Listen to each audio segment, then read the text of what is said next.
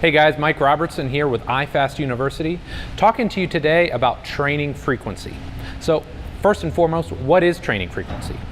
Training frequency is how many times per week you are essentially training or working out.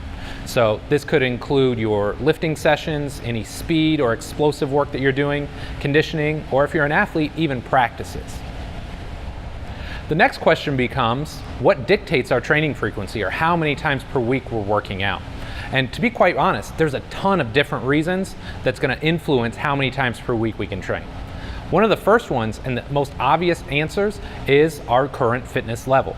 If you're working with, say, a 50-year-old person who's never worked out before, they just want to get in better shape, lose a little bit of body fat, they don't need to train 4 or 5 times a week. Somebody in this case, 2 times a week is probably more than enough to stimulate some change and get them moving in the right direction.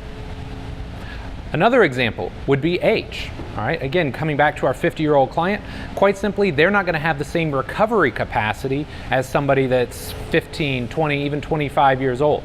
I'm 37 now. I can tell a huge difference between when I was 30 and between when I was 25. So the older you get, in general, the less training frequency you're going to be able to tolerate. A third reason we would manipulate training frequency are our goals at that period in time.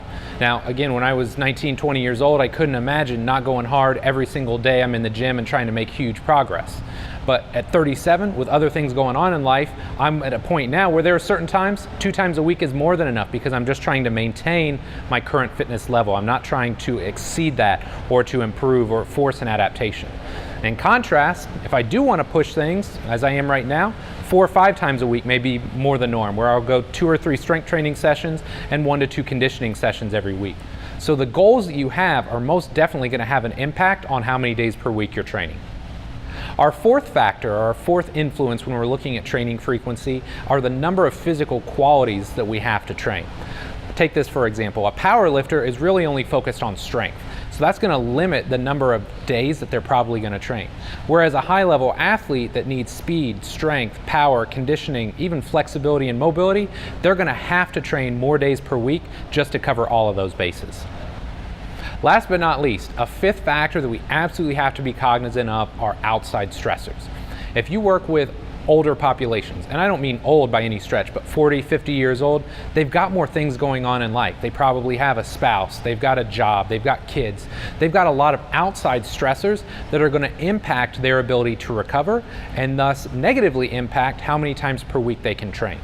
In contrast, a 20-year-old kid, maybe they got school, they may have a boyfriend or girlfriend, but chances are they don't have a lot of outside stressors, therefore they can train more frequently and get more out of every training session.